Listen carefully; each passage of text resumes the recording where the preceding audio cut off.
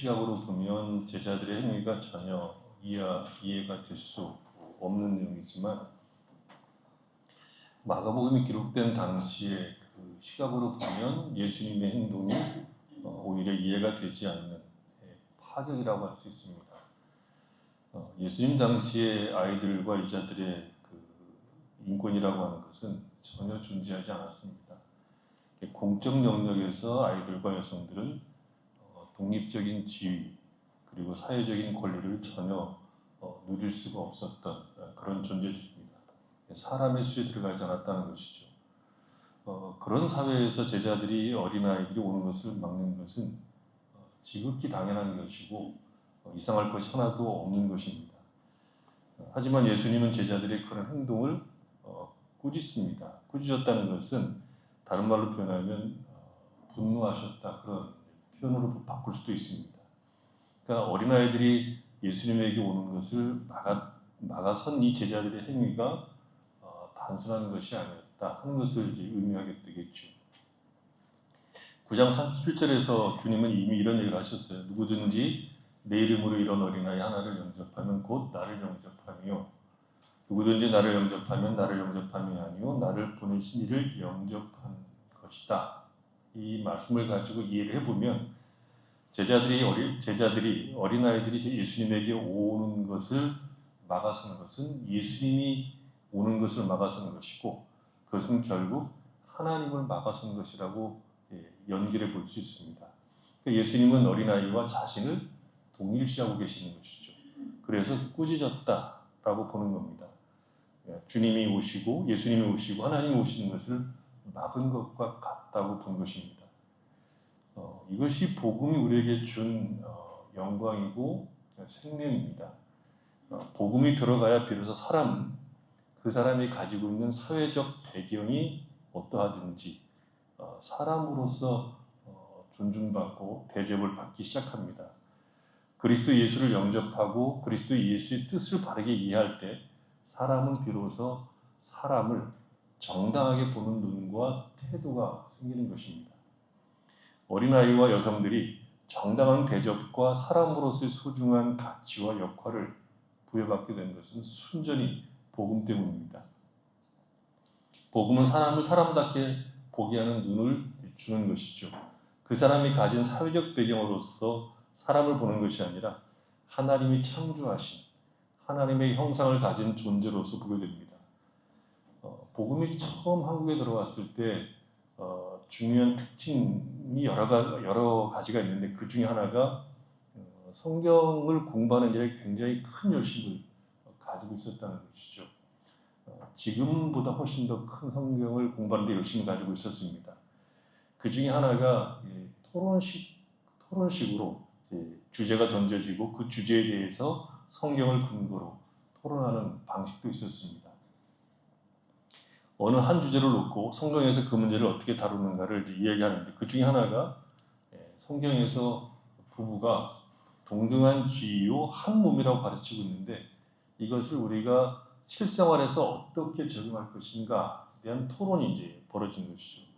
그것을 토론하면서 부부가 한 몸이고 동등한 쥐를 가지고 있다고 하면 이제부터 예수를 믿는 가정에서는 부부가 한 상에서 밥을 먹고 자녀들도 한 상에서 밥을 먹는 것이 좋겠다 이렇게 결론을 내렸습니다. 지금 우리가 볼 때는 굉장히 웃기는 결론이죠. 근데 그 당시 한국에 처음 복음이 들어왔을 때 그 당시 이 결론은 파격적이었던 것이고 생각이 완전히 뒤집어진 생각이죠. 부부가 겸상하는 것은 있을 수 없었고 아버지와 겸상할 수 있는 사람은 제가 기억하기로는 그 집에 장자 외에는 없었습니다. 장자가 아버지하고 같이 밥을 먹었고 나머지 자식들도 다른 상에서 밥을 먹었습니다. 근데 복음이 들어가자 복음에 비추어서 자신들의 삶을 복음에 합당한 내용으로 바꿀 필요가 있다고 생각하고 그 복음에 합당한 내용들로 바꿔가기 시작하는 것이죠. 그것이 신앙입니다. 예수님의 행동은 복음이 들어가야 비로소 이해가 되는 내용들입니다. 여러분은 복음 안에서 사람들을 이해하고 있고 보고 있습니까? 그 사람이 어떤 사회적 배경, 어떤 주의, 어떤 그 컬러, 어떤 모습을 가지고 있는 것으로서가 아니라 하나님의 형상으로 지음받은 사람으로 보고 존중합니까? 그것이 지금 이 예수님이 제자들을 꾸짖었던 중요한 이유 가운데 하나입니다. 우리가 오늘 본문을 통해서 제가 좀 더 보려고 하는 것은 두 가지인데, 하나는 하나님 나라가 어린아이와 같은 자들의 것이다. 누구든지 하나님의 나라를 어린아이와 같이 받들지 않으면 결단코 하나님 나라에 들어가지 못한다 하는 것과, 사람들이 예수께서 만져주심을 바라고 어린아이를 데리고 온 것이 오늘날 우리에게 주는 도전이 무엇인가를 보려고 합니다. 먼저 볼 것은 하나님의 나라가 어린아이와 같은 자들의 것이라는 이 말이 무슨 내용을 담고 있느냐는 거죠. 예수님은 자신을 찾아온 아이들을 두고 하나님 나라가 그들의 것이라고 하신 것은 예수님 자신이 하나님 나라라고 본 거죠. 예수님 자신과 하나님 나라를 동일한 것으로 보고 있음을 의미합니다. 그러니까 예수님을 찾아오는 것은 곧 하나님의 나라를 찾아온 것과 똑같습니다. 놀라운 것은 어린아이들이 하나님 나라의 소유권을 가지고 있다고 얘기하는 것이죠. 그 당시 아이들은 소유권도 없었을 뿐만 아니라 어떤 권리도 없었습니다. 어린아이는 남에게 의존된 존재였을 뿐이지 다른 권리가 전혀 없었습니다. 말하자면 어떤 소유권이나 권리가 없을지라도 예수님에게 속해지기 위해서 오는 사람들은 예수님에게 속한 자가 될 수 있다는 겁니다. 말하자면 아이들이 자기에게 오는 것을 금하지 말라고 하신 것은 하나님 나라는 아이들과 같이 기존 사회가 설정해 놓은 신분과 상관없이 아이들과 같이 아무런 권리를 주장할 수 없는 미천한 존재라고 할지라도 예수님에게 오면 그 사람에게 하나님 나라의 소유권을 부여하신다는 것입니다. 이 내용을 좀 15절에 가서 좀 더 살펴보겠습니다. 15절을 보면 좀 더 설명이 되는데, 어린아이와 같이 하나님 나라를 받들어야 하나님 나라에 들어간다 그랬어요. 이 어린아이처럼이라는 말은 어린아이들이 사물을 받아들이듯이 그런 뜻입니다. 그러니까 어린아이의 일반적인 특성과 당시 사회적인 위치를 동시에 고려해서 이 말을 한 것으로 보입니다. 어린아이의 사회적 위치는 아무런 권리를 주장할 수 없는 그런 위치입니다. 그러면 어린아이의 특성은 무엇입니까? 순진성입니까? 아닙니다. 아이들은 순진하지 않습니다. 아이들은 어른들만큼 죄를 짓지 않을 뿐입니다. 죄를 크게 지을 능력이 없는 것이지 절대 순진하지 않습니다. 어른이 100이라면 100 정도의 능력을 가지고 있다면 아이들은 한 10 정도?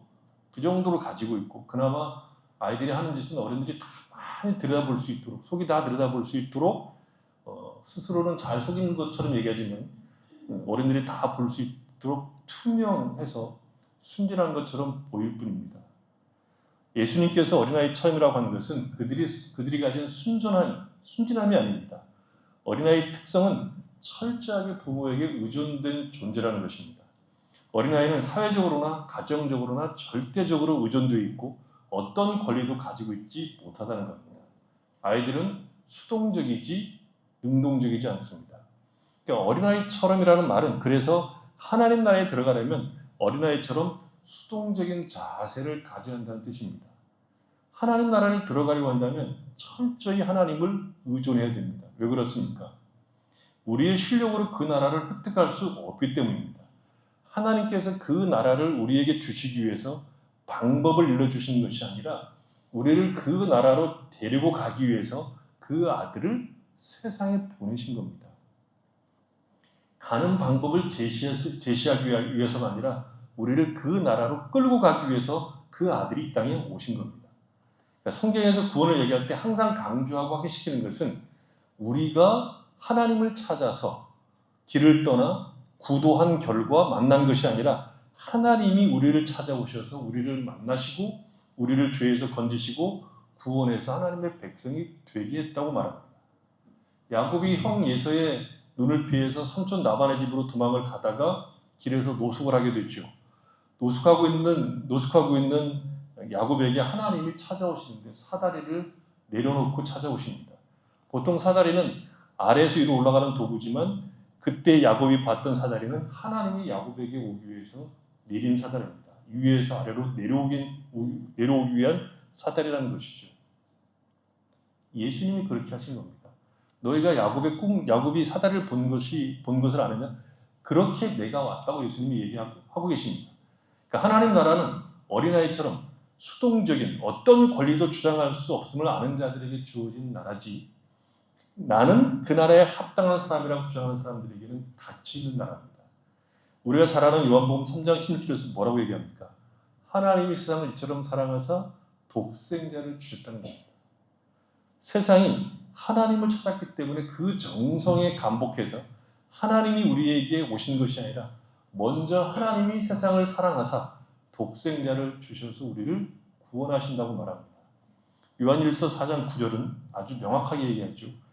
하나님의 사랑이 우리에게 이렇게 나타난 바 되었으니 하나님이 자기의 독생자를 세상에 보내심은 그로 말미암아 우리를 살리게 하십니다. 사랑은 여기 있으니 우리가 하나님을 사랑하는 것이 아니요 하나님 우리를 사랑하사 우리 죄를 속하기 위하여 화목제물로 그 아들을 보내셨습니다. 일방적입니다. 우리가 하나님을 사랑하는 것이 아니고 하나님이 우리를 사랑하사 우리를 죄에서 건지시기 위해서 그 아들을 세상에 보내셨고 그 아들을 화목제물로 삼으신 분이 하나님이십니다. 그 아들을 십자가에 못 박혀 죽게 하신 것은 우리의 죄가 아니라 하나님이 우리의 죄를 속하기 위해서 하나님의 십자가에 매다신 겁니다. 그 아들을 세상에 보내신 이유는 구원받을 수 있는 길을 제시하기 위해서가 아니라 우리를 구원하시려고 보내신 겁니다. 그러니까 하나님 나라의 가장 중요한 신비 중에 하나는 그 나라를 우리가 수동적으로 소유하게 된다는 거죠. 우리는 무엇을 소유하든 우리가 능동적으로 소유해야 직성이 풀립니다. 능동적으로 소유한다는 것은 내가 그것을 소유할 수 있는 어떤 조건이나 근거나 원인을 내가 만들어서 가져야 되는 것이지 이유 없이 주는 것을 우리는 굉장히 불쾌하게 여깁니다. 그런데 하나님 나라만큼은 어린아이들과 같이 소유하게 됩니다. 내가 원해서 소유하게 되는 것이 아니라 주어지는 겁니다. 이 신비와 구원의 영광은 우리가 잘 이해를 못합니다. 성경은 여러 가지로 설명하는데 그 중에 이렇게 노골적으로 설명하기도 합니다. 신명기 9장 한번 가서 보십시오. 9장 1절 도입니다. 이스라엘아 들으라 내가 오늘 요단을 건너 너보다 강대한 나라들로 들어가서 그것을 차지하리니 그 성읍들은 크고 성벽은 하늘에 닿았으며 크고 많은 백성은 내가 아는 아낙 자손이라.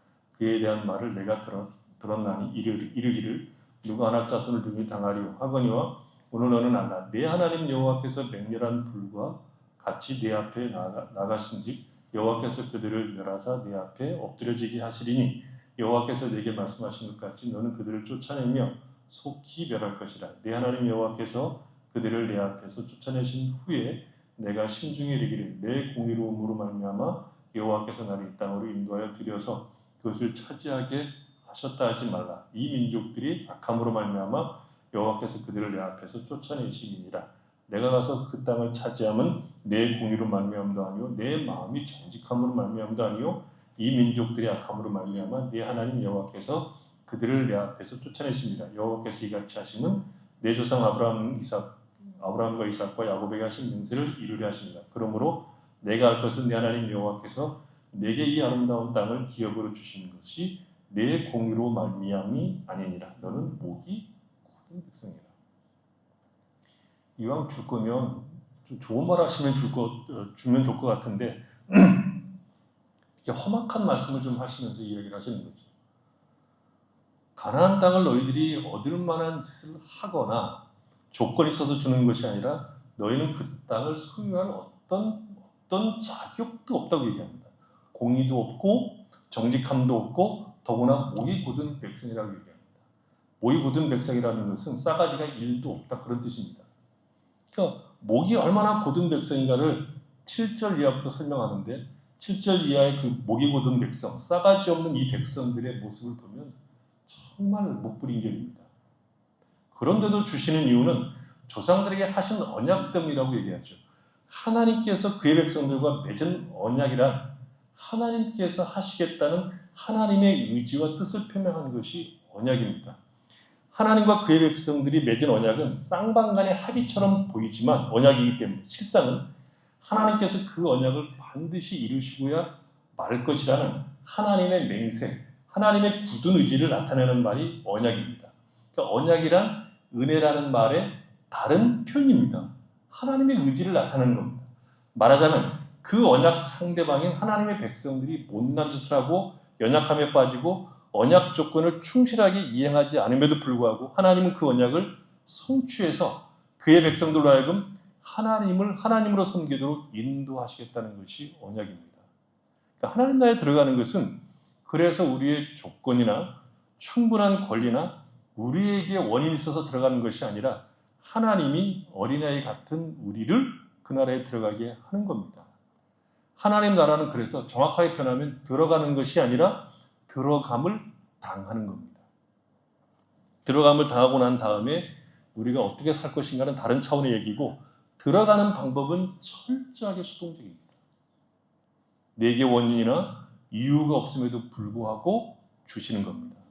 이 수동적으로 그러니까 어린아이 같은 상태에 있는 우리에게 주는 이 수동적이라는 말이 담고 있는 영광과 크기와 신비를 우리는 충분히 이해할 필요가 있습니다. 마태복음 5장 3절을 보면 이걸 이렇게 표현하죠. 심령이 가난한 자는 복이 있나니 천국이 그들의 것입니다. 천국이 심령이 가난한 사람들에게 주어지는 선물입니다. 그러면 심령이 가난하다는 것은 무엇을 의미합니까? 여기서 가난하다는 말의 뜻은 파산했다는 뜻입니다. 거지와 같다. 아무것도 없다는 거죠. 무엇이 거지가 된 겁니까? 심령이 거지와 같이 된 겁니다. 그 말은 더 이상 나 자신에게는 어떤 능력이나 권리나 힘이 없다는 겁니다. 나는 아무것도 주장할 수 있는 위치에 있지 않다는 겁니다. 나는 파산했기 때문에 나 자신에 대해서 자랑할 것이나 혹은 의지할 것이나 권리를 주장할 수 있는 것이 전혀 없다는 것입니다. 내가 가진 그 어떤 것으로도 하나님 앞에 나갈 수 없다는 것입니다. 내가 가진 그 어떤 것으로도 하나님을 만족시킬 수 없다는 것입니다. 나는 천국에 들어가기 위해서 어떤 일도 할 수 없는 거지와 같다는 겁니다. 무엇으로도 하나님을 만족시킬 수 있는 것이 내 안에는 존재하지 않는다는 겁니다. 나는 거지입니다. 완전히 파산했습니다. 나는 나를 도울 수가 없습니다. 나는 전혀 무능한 자입니다. 아마도 이 가난한 마음을 가장 잘 묘사한 것이 집을 나간 탕자의 고백이 아닐까 싶습니다. 탕자의 비유에서 가장 놀라운 것은 그의 아버지죠. 아버지는 아들이 요구한 대로 유산을 다 나눠줍니다. 유대법은 살아있을 때 유산을 나눠주지 않습니다. 근데 다 줬어요. 그리고 아들은 그 유산을 의지해서 허랑방탕한 삶을 삽니다. 아버지 유산이 그에게 한동안 위로가 되었고 힘이 되었지만 그 유산이 다 사라지자 아무도 그에게 힘을 주지 않습니다. 먹을 것이 없어서 돼지치기가 되어서 돼지나 먹는 쥐염례를 먹으면서 연명하다가 드디어 깨닫습니다. 누가복음 15장 17절을 보면 그가 이렇게 고백하죠. 이에 스스로 돌이켜 이르되 내 아버지에게는 양식이 풍족한 품꾼이 얼마나 많을까. 나는 여기서 줄여 죽는구나. 내가 일어나 아버지께 가서 이르기를 아버지 내가 하늘과 아버지께 죄를 지었사오니 지금부터는 아버지 아들의 일컬음을 감당하지 못하겠나이다. 나를 품꾼의 하나로 보소서. 더 이상 아버지 아들로 일컬음을 받는 것을 감당치 못하겠습니다. 나는 아들이라고 주장할 권리가 전혀 없다는 고백입니다. 그것이 심령이 가난한 상태입니다. 나는 아들이라고 주장할 권리가 전혀 없는 것을 아는 상태, 나는 하나님이 주시는 복을 누려야 할 권리가 전혀 없는 상태, 나는 지옥에 가도 뭐라고 한마디도 내가 지옥에 간다고 해서 왜 나를 지옥에 보내느냐고 한마디도 항변할 수 없음을 아는 상태, 오히려 지옥에 가는 것이 나에게 그야말로 합당한 벌임을 아는 상태, 바로 그런 사람들에게 천국이 주어집니다. 하나님 나라는 우리가 가진 권리가 아니라 하나님이 그 은혜와 자비를 우리에게 주시는 복입니다. 신자들은 우리가 마땅히 누리는 그리고 누릴 수 있는 자들로서가 아니라 전혀 자격이 없는 목이 곧은 백성, 싸가지가 1도 없는 백성임에도 불구하고 하나님이 우리를 그의 백성으로 삼으신 그 구원의 깊이, 구원의 신비를 마땅히 알아야 합니다. 신약은 이 신비를 비밀로 얘기하는데 그 비밀은 예수 그리스도입니다. 예수 그리스도를 보내셔서 예수 그리스도가 우리의 구원의 원인을 만들고 조건을 만들어서 하나님이 그 아들을 통해서 우리를 구원하시는 원인과 조건을 만들어서 우리에게 주신 선물이 구원입니다. 그래서 구원은 철저하게 하나님이 하시는 일입니다. 이 깊은 사랑, 이 깊은 은혜, 이 깊은 사랑과 은혜를 알 때 비로소 신자의 삶은 자신의 존재에 대해서 놀라게 됩니다. 여러분, 내가 예수 믿는 사람이라는 것에 대해서 한 번도 놀란 적이 없는 사람은 아직 예수 믿는 사람이 아닙니다. 예수 믿는 사람은 자신에 대해서 늘 놀랍니다. 내가 예수를 믿다니, 내가 하나님의 자녀가 되었다니, 내가 천국 백성이 되었다니, 이 놀라움이 있고 동시에 겸손함이 있습니다. 나 같은 것을 아무 권리도 없고 지옥에 들어가도 하나 일도 항변할 수 없는 나를 구원하신 하나님의 그 사랑에 대해서 우리는 겸손해집니다. 그리고 담대해집니다. 여러분, 어린아이같이 우리가 구원받은 것에 대해서 여러분 이해하고 있습니까? 두 번째로 보려고 하는 것은 사람들이 예수께서 만져주심을 바라고 어린아이들을 데리고 온 이 행위를 좀 보려고 합니다. 어린아이를 데리고 온 사람을 오늘 우리가 본문에 보면 사람들로 되어 있어요. 그래서 이상하다 싶어서 마태복음, 누가복음 다 봤더니 전부 다 사람들로 되어 있습니다. 데리고 온 이유는 좀 틀려요. 마태복음만 안수하고 기도해 주시기를 바라고 왔다고 말하고, 마가와 누가는 예수님께서 만져주시기를 기대하고 왔다고 얘기를 합니다. 이 사람들은 정황상 부모들일 가능성이 가장 높은데 왜 부모들이라고 하지 않고 사람들이라고 얘기했을까요? 일단 부모일 가능성이 가장 높다고 보는 것이 합리적이죠. 그러면서도 어린아이들을 예수님께로 데리고 오는 것은 모든 어른들이 해야 할 일이라고 말하고 싶은 것으로 저는 이해합니다. 아이 하나를 키우는데 온 동네가 다 동원된다는 옛 속담들도 있죠. 그러니까 이 어린아이를 예수님에게 데려오는 것은 부모의 역할이 가장 큰 책임이겠으나 모든 어른들, 예수 믿는 모든 어른들의 책임이라고 봅니다. 특히 교회 공동체의 책임이 크다고 저는 보기 때문에 성경은 의도적으로 부모들이라고 말하지 않고 사람들이 이렇게 썼다고 저는 봅니다. 부모든 어린이든 어린아이를 예수님에게 데려왔다는 것은 어린아이들도 예수님에 의해서 축복을 받아야 한다는 뜻이겠죠. 안수하고 기도해 주기를 원하든 만져주시기를 원하든 그 모든 행위는 어린아이도 예수님의 축복을 받아야 한다는 것입니다. 말하자면 오늘날 우리는 우리 아이들이 예수님의 축복을 받도록 하기 위해서 아이들을 예수님에게 열심을 내서 데려오는가 하는 질문을 이제 하게 되죠. 그 말은 다르게 표현하면 우리는 어린아이들의 영혼을 소중하게 여기고 있기 때문에 우리를 축복해 줄 수 있는 유일하신 분인 예수님에게 아이들을 데려오는 수고를 아끼지 않고 있는가 하는 것입니다.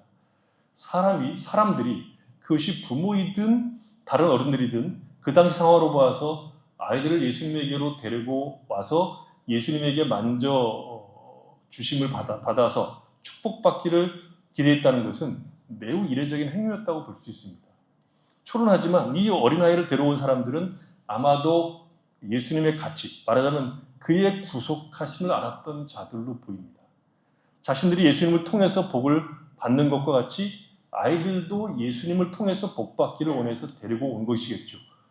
그것과 같이 오늘날 예수를 믿는 부모들이, 어른들이 우리 아이들의 영혼이 복받기를 위해서 열심을 내어서 예수님에게 그들을 데리고 가고 있느냐는 것이죠. 우리 시대의 가장 큰 문제 중 하나가 영혼을 그렇게 귀하게 다루지 않는다는 거죠. 우리가 사는 세상에 먹고 사는 일로 치열하기 때문이기도 하고, 그리고 이제 먹고 살만하니까 여유를 가지고 노는 일이 매우 중요한 것처럼 생각을 해서 우리는 영혼을 그렇게 크게 생각하지 않고 삽니다. 그래서 삶의 모든 가치와 교육과 방향들이 엉뚱한 것으로 맞춰져 있다는 거죠. 잘 사는 것이 전부로 보고 우리는 이 세상의 가치를 가지고 평가를 합니다. 영혼의 문제는 그런 문제들이 해결되어야 비로소 보일 것처럼 영혼의 문제는 우선순위가 좀 뒤로 간 것처럼 보입니다. 우리는 어린아이들의 영혼을 가장 소중하게 바라보고 그 아이들을 주님에게 데려오는 수고를 열심히 하고 있습니다. 얼마 전에 한참 된 드라마지만 일타 스캔들이라고 하는 드라마를 보니까 일타 강사의 수강을 신청하기 위해서 부모들이 새벽같이 학원에서 줄을 서서 그 아이들이 서서 그 아이들을 공부할 수 있도록 온갖 희생을 다 하는 것을 봤습니다. 그것이 잘못이 아니라 아이들의 공부를 위해서 우리가 정성을 기울이는 것만큼 그 아이들의 영혼을 위해서도 정성을 기울이는 거죠.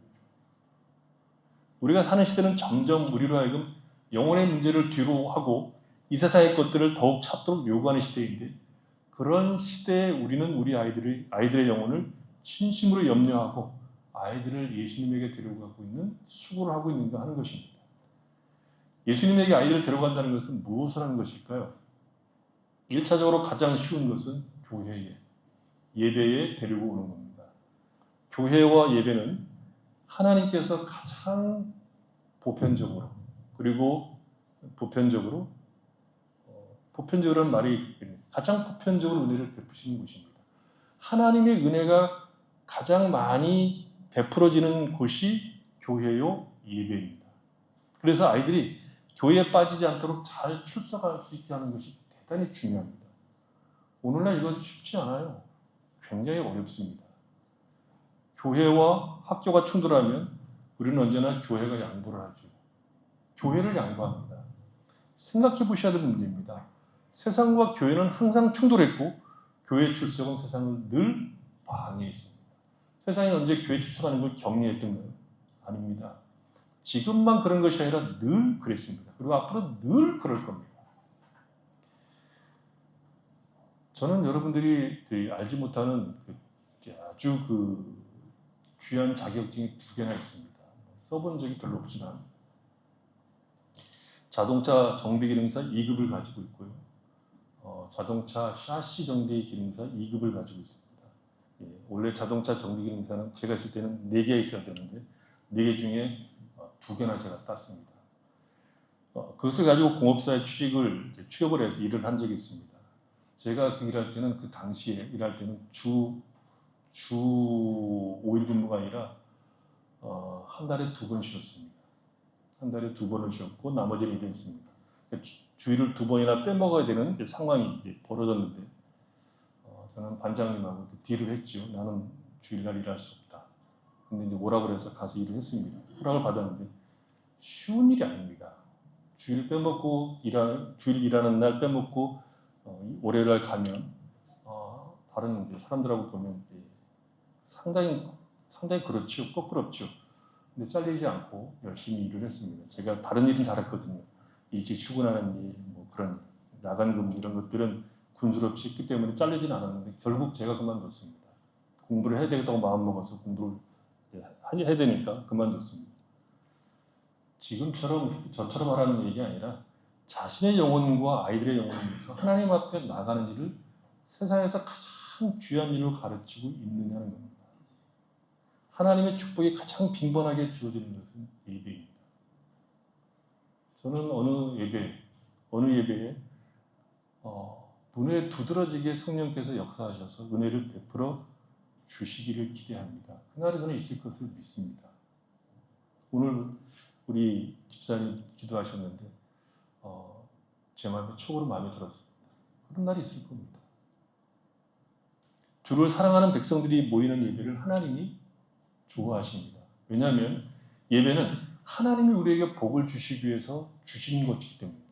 예배는 우리가 만든 것이 아니라 하나님이 우리에게 주신 선물입니다. 이것을 귀하게 여기는 사람들은 복된 사람들입니다. 우리가 사사기를 보면 하나님을 떠나는 세대가 나오는데 하나님을 떠나는 세대의 특징은 그 앞의 세대의 잘못으로 나옵니다. 목숨을 걸고 하나님을 섬기는 모습을 보지 못한 것이죠. 자기 부모들이 하나님을 가장 우선하여 하나님을 무서워하고 하나님을 기뻐하는 모습을 보지 못한 겁니다. 종교적 행위들, 곧 제사는 드리는데 삶에서 목숨을 걸고 하나님을 사랑하고 하나님을 경외하는 모습을 보이지 못한 겁니다. 그래서 그 다음 세대들은 하나님을 거역하는 삶을 살게 됩니다. 우리는 우리 자녀들을 예수님에게 데려오는 일을 열심히 하고 있습니까? 예배에 잘 드리고 나오셔야 됩니다. 주일날 노는 날 여러분들만 오지 마시고 애들하고 같이 나오십시오. 가능하면. 그 다음으로 우리가 자녀들을 예수님에게 데려간다는 것은 무엇보다도 자녀들을 위해서 하나님 앞에 기도하는 것이라고 볼 수 있습니다. 기도한다는 것은 우리가 최선을 다해서 자녀들을 사랑하고 양육하겠지만 그것으로 모든 것을 다했다. 그리고 그것으로 모든 것이 다 이루어지는 것이 아니라 하나님이 이 아이를 축복하시고 인도하셔야 비로소 온전케 됨을 믿는 겁니다. 우리가 부모로서 모든 사랑을 주겠지만 그것으로 충분하지 않고 하나님께서 우리 아이들을 사랑하고 복을 주시고 인도하셔야 비로소 아이들은 온전케 됩니다. 그것을 아는 사람들이 기도합니다. 여러분 자녀들을 위해서 얼마나 기도합니까? 매일 하나님 앞에 나가서 자녀들의 영혼을 놓고 울부짖습니까? 예수님에게 축복을 받으려고 한다면 예수님에게 나가야 되는데 지금 나가는 방법은 우리가 우리 아이의 이름을 들고 하나님 앞에 나가서 하나님에게 우리 아이들을 놓고 기도하는 것이 아니고 무엇이겠습니까? 더구나 오늘날 이 기도는 몇 배나 더 필요한 시대입니다. 우리를 놓고 기도하시던 부모들의 기도보다 훨씬 더 많은 기도가 필요합니다. 우리 아이들이 사는 세상은 지금도 험악하지만 앞으로 훨씬 더 험악할 가능성이 높습니다. 악한 자들이 더욱 악한 방법으로 악해지는 방향으로 갈 겁니다. 악은 매우 성실해서 멈추지 않습니다. 우리 아이가 태어나는 순간 남자로 할당되고 여자로 할당되는 시대가 올지 모릅니다. 무서운 말이죠. 남자로 태어나는 것이 아니라 여자라고 할당되고 남자라고 할당되고 그렇게 말하는 시대가 지금 미국은 이미 왔고요. 이미 왔습니다. 미국 그 유튜브를 보면 애들이 도대체 이 미친 이야기들을 정말 미치게 하고 있더라고요. 미친 소리를 미치게 하고 있고 그것을 미쳤다고 말하는 사람들은 주로 공화당 의원들인데 민주당 의원들은 전부 다 미친 소리에 같이 합류를 하고 정말 미치겠어요. 제가 보면 미치겠다는 것이 그 강간범이, 그러니까 연쇄 강간범이 남자죠. 강간범이 나는 이제부터 여자다. 그래서 범죄를 저지르고 감옥에 가야 되는데 나는 여자다. 여자 감옥소에 달라고 했더니 여자 교도소에 보냈어요. 판사가. 근데 그걸 미친 생각이라고 말하는 건 공화당 의원이고 민주당 의원들은 거의 다 동조하고. 진보라고 얘기하는 사람들의 이야기 들어보면 완전히 미쳤어요. 제가 볼 때. 생물학적 남자 여자가 없어요. 생물학적 남자 여자는 전혀 의미가 없습니다. 그게 미국 얘기 같죠. 한국도 그러고 있는 중입니다. 다음 주 제가 책을 하나 소개할 건데 그게 어디서부터 발생된 얘기인가를 이야기하는 책인데 어렵지만 여러분 꼭 읽어주셨으면 좋겠습니다. 미국 LA에서 어떤 목사님이 전도할 수 없으니까 전도를 못하게 하니까 요한복음을 소리내 읽었어요. 소리내 읽었다가 큰 봉변을 당하셨습니다. 두들겨 맞으시고 돌에 내팽개치고 뭐 그런 순환을 당하셨는데 오히려 경찰이 목사님을 구속하셨어요. 이게 미국 얘기 같죠. 한국 사람들은 미국을 굉장히 좋아해서 금방 한국에 들어옵니다. 반미하는 사람들도 미국을 좋아해서 애들은 다 미국 보내잖아요. 그냥 들어옵니다. 인간은 그 끝이 어딘지 모르게 타락하고 있습니다. 타락한다는 것은 윤리와 도덕의 무너짐도 있지만 힘을 다해서 하나님을 거역하고 반대하는 쪽으로 가고 있습니다. 인간 그 자체를 무시하고 멸시하고 멸하라고 있습니다. 여러분 학생 인권 조례가 학생을 위한 것인지 압니까? 그 본질 속에 흐르는 내용은 뭐냐 그러면 사상은 뭐냐 그러면 가정 해체입니다. 우리가 살았던 시대보다 훨씬 더 깊고 어둡고 치밀하게 악은 우리를 공격하고 넘어뜨리려 하고 있고 기독교는 이 세상에서 발언권을 가지지 못하는 종교로 무시하고 멸시하고 공격하고 예수를 믿는 사람들을 부끄럽게 만들어 가고 있는 시대가 되었습니다. 30년 전에만 해도 우리는 유럽교회를 비웃었습니다. 노인들만 앉아서 있는 교회를 전락한 그들을 비웃었습니다. 그런데 지금 우리가 그 방향으로 가고 있죠. 지금보다 우리의 기도가 더 처절하게 필요한 적이 없습니다. 우리는 자녀들을 위해서 필사적으로 기도해야 됩니다.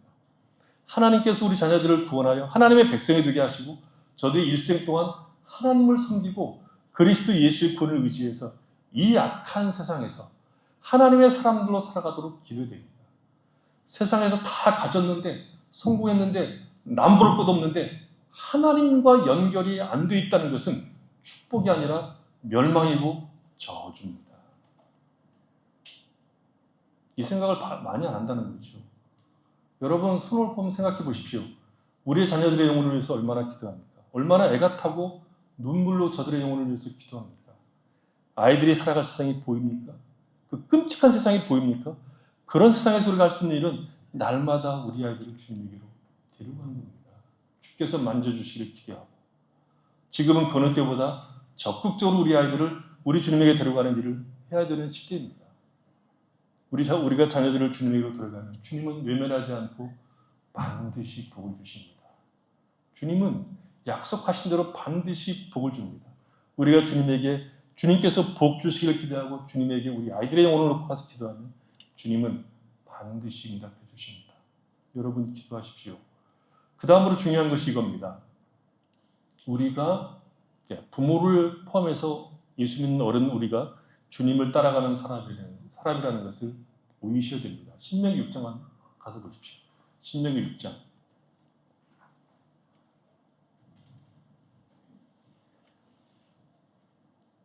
4절부터 제가 읽습니다. 이스라엘아 들으라. 우리 하나님 여호와는 오직 유일한 여호와이시니 너는 마음을 다하고 뜻을 다하고 힘을 다하여 내 하나님 여호와를 사랑하라.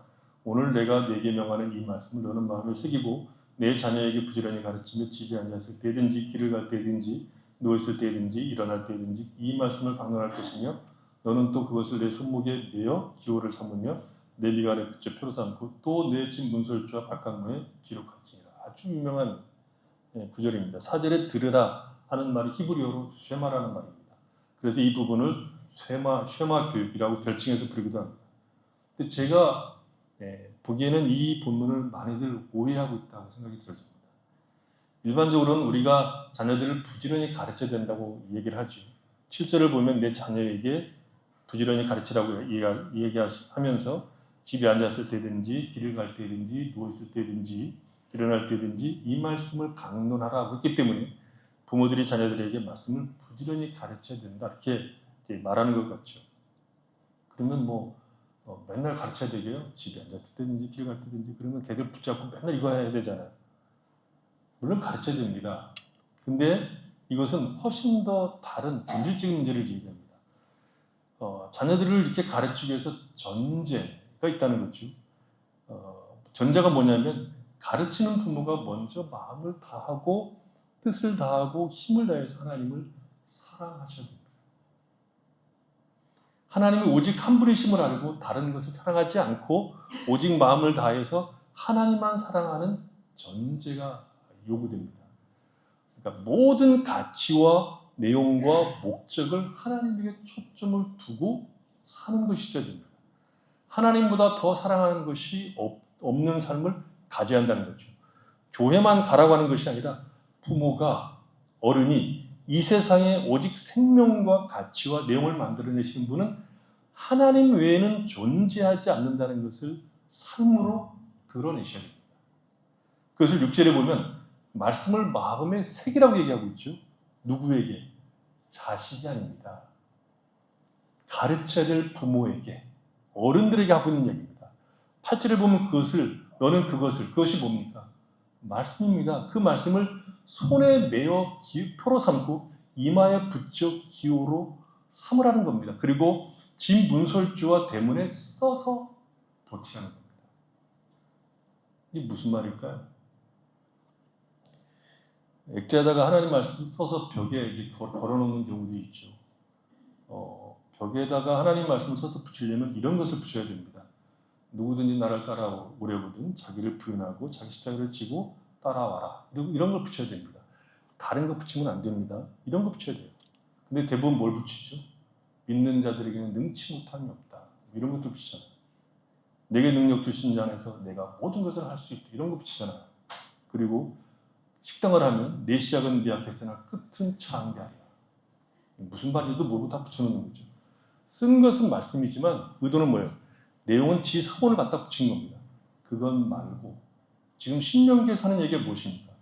마음을 다하고 뜻을 다하고 힘을 다해서 하나님을 사랑하라는 그 말씀을 마음에 새기고 그 말씀이 우리 삶의 모든 방향이요, 가치요, 내용으로서 우리의 삶이 전체적으로 그 방향으로 가고 있음을 손목에 메고 이마에 붙이고 문설주와 대문에 붙여서 거기에 나와 함께 사는 자녀들이 우리의 부모가 이 방향으로 삶의 방향을 잡고 있고 가고 있고 우리 집은 이 방향으로 가고 있구나, 가는 집이구나 하는 것을 우리 부모님은 세상보다 하나님을 더 무서워하고 하나님을 경외하고 사랑하는 분이시구나 하는 것을 아이들이 보게 하라는 겁니다.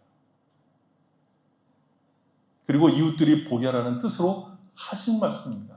나와 내 집은 오직 하나님만 섬기고 사랑하는 집이라는 것을 우리 자녀들이 보고 배우고 이웃도 보게 하라는 겁니다. 그것이 우리가 우리 자녀들을 예수님에게로 데리고 가는 겁니다. 말하자면 예수님에게 자녀들을 데리고 가는 사람은 우리죠. 그런 우리가 예수님을 지극히 사랑하고 그 말씀을 귀담아 듣고 그 말씀을 따라 하나님을 사랑하는 것이 자녀들을 예수님에게 데려가는 가장 적극적인 내용입니다. 부부가 둘이 앉아서 부동산 얘기하고 주식 얘기하고 이런 거 하지 말고 옆집 누구 얘기하지 말고 누구를 비난하는 얘기하지 말고 교회도 마찬가지죠. 교회도 교회 어른들이 교회 와서 애들이 어른들을 볼 때 용납과 기다림과 화목이 있는 예수 믿는 사람들이 얼마나 멋진 사람인가를 보이셔야 됩니다. 우리가 어른들이 치열하게 신앙으로 사는 것이 우리 아이들을 주님에게 데려가는 최선의 방식입니다. 대강대강 살면 안 됩니다. 종교적 힘만 가지고는 아이들을 주님에게로 데려갈 수 없습니다. 왜 고등학교 때까지 잘 나오던 애들이 대학 들어가면 다 도망갈까요? 알거든요. 우리 부모는 예수님, 하나님을 가장 무서워하는 분이 아니고 가장 귀하게 여기는 분이 아니라 대충 섬기는 분인 것을 알거든요. 온 마음을 다하고 힘을 다해서 하나님을 사랑하는 것. 우리 삶에서 오직 하나님만 전부이고 모든 것이고 하나님이 나의 가치와 목적이고 내인 것을 우리 각자에게 주어진 삶의 정황에서 보이셔야 됩니다. 이런 핑계, 저런 핑계, 이런 상황, 저런 상황으로 핑계 대시지 마시고 내가 지금 처한 조건과 환경 속에서 하나님을 의지하고 하나님이 나의 생명이고 복인 것을 드러내시라는 겁니다. 말하자면 우리가 힘을 다해서 하나님을 사랑할 때가 지금입니다. 우리가 온 마음을 다해서 하나님을 바라봐야 될 때가 지금입니다. 그래서 우리의 다음 세대가 우리 주님에게 이끌림을 받게 하셔야 됩니다. 우리가 하나님 나라를 어떻게 들어갔는가를 생각해 보십시오. 그 놀라운 신비와 영광 속으로 우리 아이들을 데리고 가야 합니다. 아이들이 미래인 것은 우리의 현재 삶의 방식과 명확하게 연결되어 있습니다. 우리가 지금 어떻게 사느냐로 아이들의 삶이 결정될 겁니다. 우리의 모든 삶이, 우리의 모든 기도가 우리 아이들을 주님에게로 데려가서 복받게 하는 삶이기를 늘 힘쓰셔야 됩니다. 그 아이들의 영혼을 놓고 힘써 우리가 믿음으로 살 뿐만 아니라 우리 아이들의 영혼을 놓고 정말 힘써서 기도해야 될 때가 지금입니다. 그래야 그들이 이 악한 세상에서 예수 믿는 사람으로 하나님의 자녀로 버티고 살아갈 힘을 얻게 될 겁니다.